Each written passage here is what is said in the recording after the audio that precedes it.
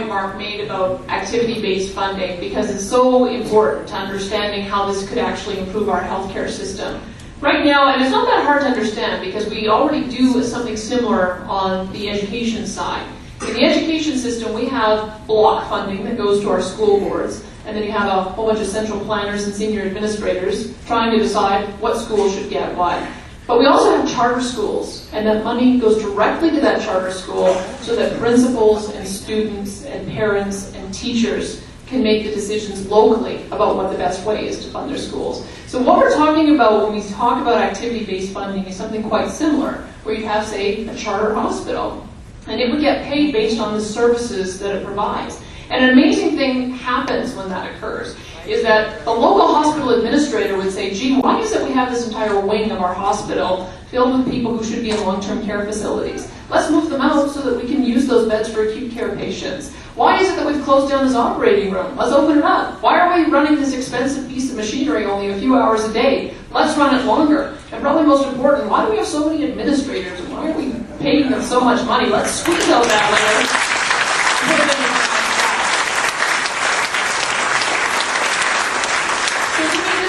Most fundamental changes that we can make to improve our healthcare system. Mark had mentioned the 8 jurisdictions in the world where they actually have managed to continue to have a publicly funded healthcare system, preserve universality, and eliminate waiting lists. These are countries like Austria, Belgium, Luxembourg, Switzerland, Japan. When I mentioned this list, one person came up to me after a forum and said, you know what, I was just in Austria, and my wife got diagnosed with, she had a problem, she had to go see the doctor. So we went to the doctor, and he checked her over and said, you know what, you're going to need to see a specialist. Hang on a minute. He picked up the phone, and he made a phone call.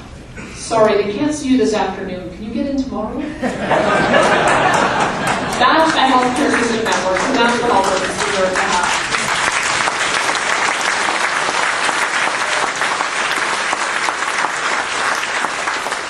And this work has already been done for us. Nadeem Esmail is an economist with the Fraser Institute. He, in 2004, gave a proposal to government about how they could move in the direction of those 8 healthcare systems that work. He came up with 11 proposals. 8 of them can be done within the Canada Health Act. 3 of the proposals would require reinterpretation of the principles of the Canada Health Act to have things like co-payments or user fees. But why not let's get started on those 8, including activity-based funding, start moving in a direction where we can start seeing some successes, and then we can look at other issues later on down the road.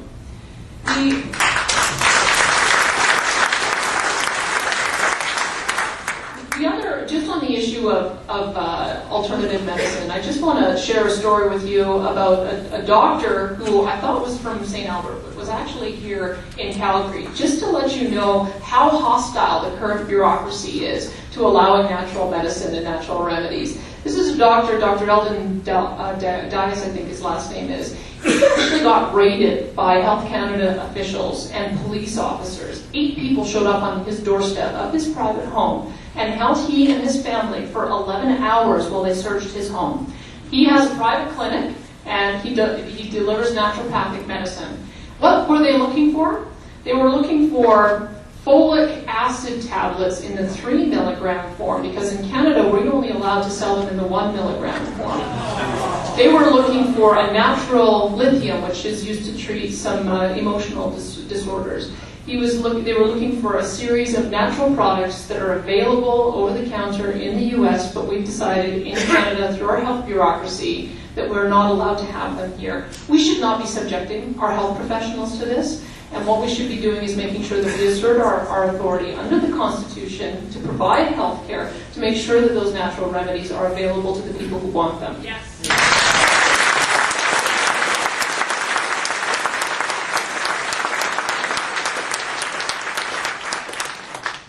Well, I don't think I'm going to take my whole 4 minutes, but I've been advocating for years that we embrace the system of direct funding, where the money's, instead of trickling down through those multiple layers of bureaucracy, circumvent that bureaucracy and follow the patient to the healthcare provider of choice. I call it direct funding. It's activity-based funding. It has many names, but again, we have to address the bureaucracy. Far too much money is being wasted on pencil pushers and bureaucrats and managers. I know of a hospital up in Spruce Grove healthcare facility of Shrewsbury, where prior to the cutbacks in the mid-90s, they had 12 nurses and 3 administrators. After the cutbacks were finished, they had 3 nurses and 3 administrators. I'm not exaggerating. So yeah, the problems in healthcare are primarily a problem of management and funding. And we have to end the system of block funding and implement a system where the funds follow the patient to the healthcare provider of choice, causing them to compete for our healthcare dollars by offering better services and shorter waiting lists. It's one of the ways they do it overseas, and we need to emulate their success.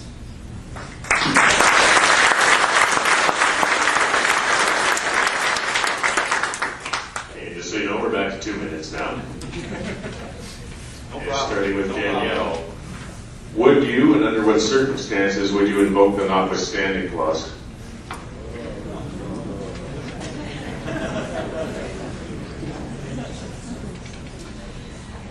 The notwithstanding clause is used an awful lot by politicians in Quebec, and I've never really understood why it is everybody else is so terrified of invoking it.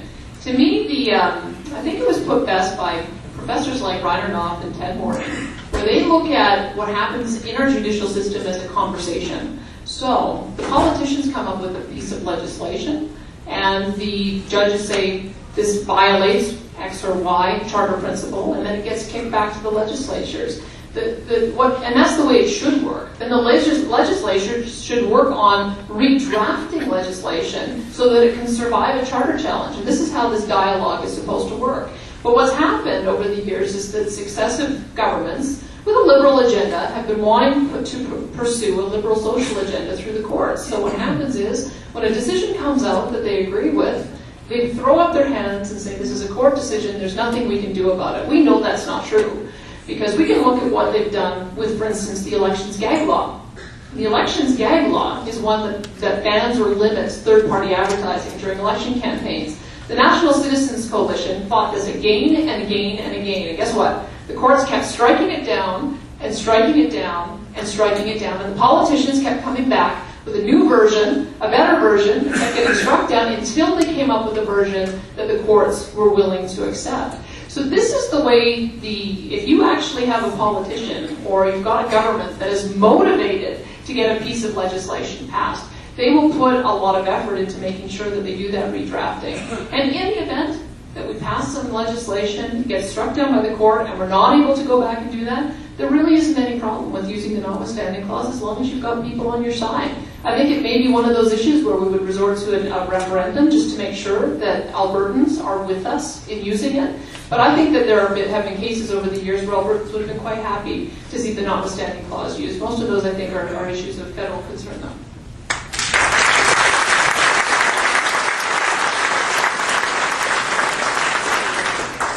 In 1998, the Dell and Green decision was decided by the Supreme Court, and many thousands of Albertans contacted the Premier's office requesting that he use the notwithstanding clause. He refused to do it. And,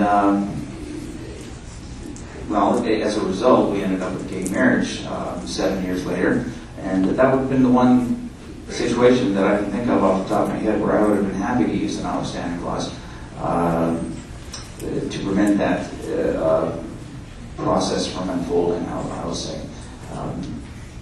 I believe that people need to be treated equally and respected regardless of how they choose to define themselves, but I don't think that gay marriage is about equality, and it's more about the normalization of a lifestyle and the undermining of the institution of marriage, and therefore I would have been happy to use it back in 1998.